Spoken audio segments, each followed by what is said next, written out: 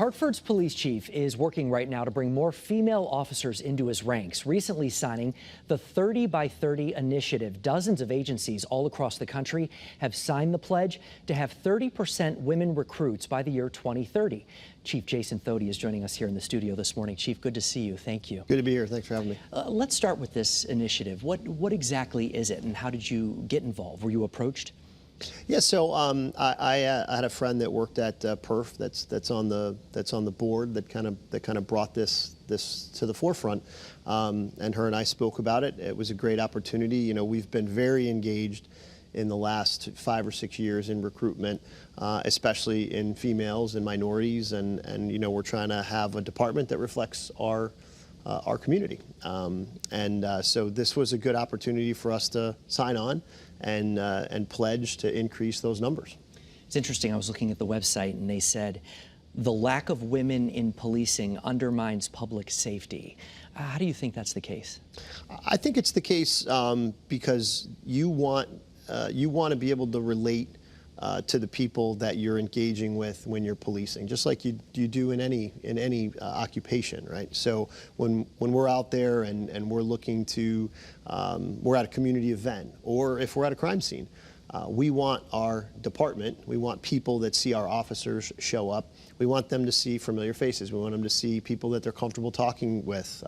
I can remember many times in my career responding to a call for service, and I had a female officer with me, and people would prefer talking to the female officer, whether it puts them at ease, whatever it might be. So I think diversity in your department, and when you have a community that looks at the department and sees a reflection of them, it makes people more comfortable. We don't solve crime by ourselves. We don't keep the community safe by ourselves. We need the community to do that.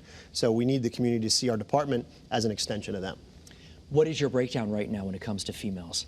We're just under 15% right now, which is above the national average. But how many officers do you have? We have 473. Okay. I'm sorry, 373 right now, which is just about 100 down from our authorized strength. So us, like many police departments across the country, we're in a staffing shortage, and so recruitment is a big piece. So while we are above the national average, we're working to try to improve that. We do have an academy class in right now. We have 22 recruits in the academy right now. And we have 18% female there. So, you know, we are working our way up. I can say that in my time, I've been, you know, in the profession for 26 years. I have seen an increase in females on the job, which is great. And this is just another opportunity for us to pledge to continue that. Overall, right now, you're down. Do you think the pandemic played a role in that, in the numbers? Yeah, you know, I think there was a lot. You know, I think we came into the pandemic, and this is a frontline job, like fire, EMS, our healthcare workers. I think a lot of people, I think that affected the number of officers on the job and the number of people that wanted to get into the job. You know, we saw a decline in people interested in applying and coming on board.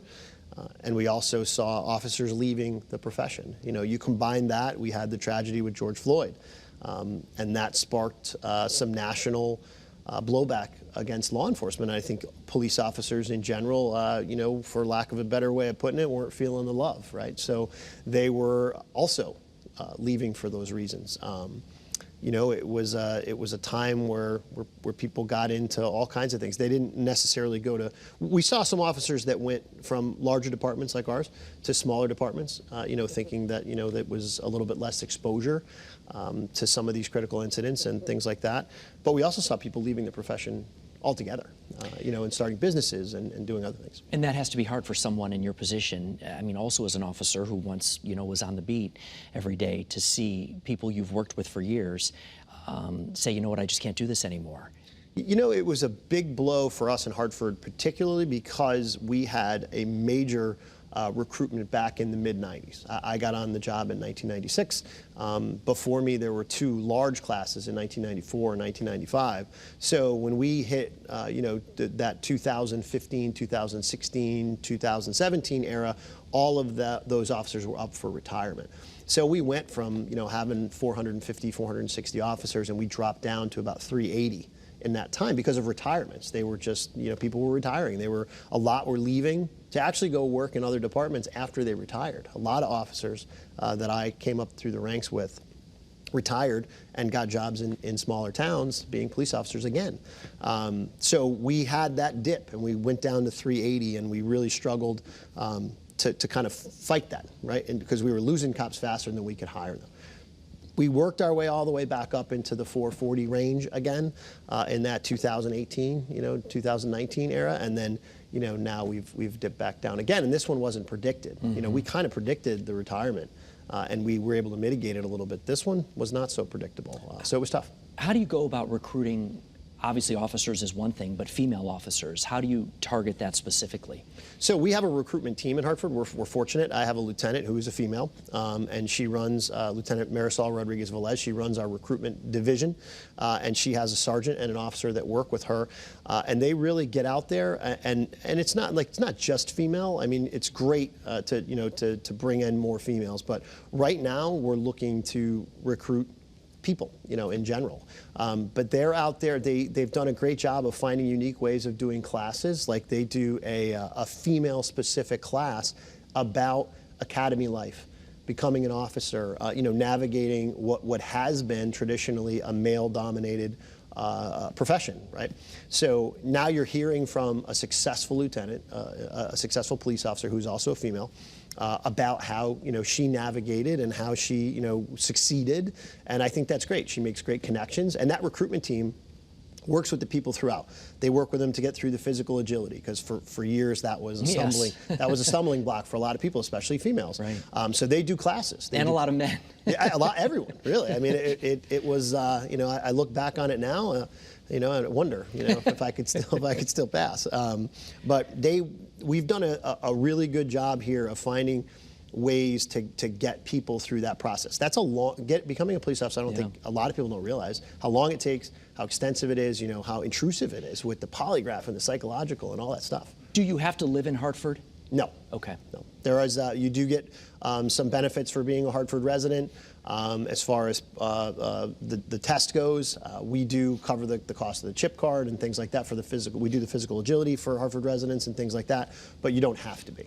Before we let you go, I do want to ask you, obviously there have been some shootings and I think roughly, 25 homicides, I believe, right now in that area.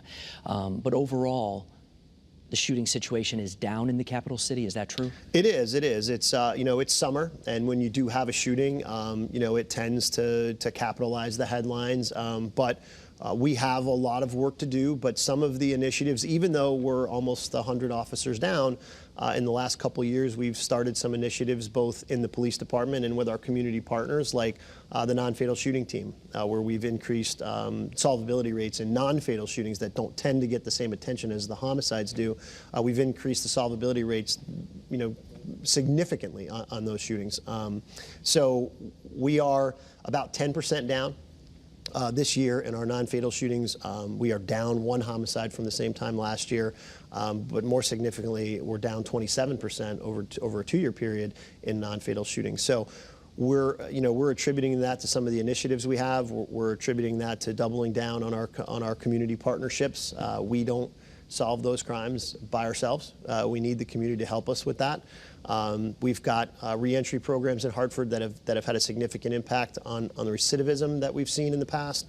Our hospital-based violence intervention program, our HEART team now. So we have a lot of, we're very fortunate that we have a lot of like a team approach to kind of reducing this violence, and I think it's going to continue to succeed. Well, that's some good news. Chief Jason Thody, thank you very much for being here with us this morning. We appreciate your time. Thank you for having me. Good luck with all this. We'll have you back. Eric will have you back when you hit that 30%. Glad to be here. Thank you.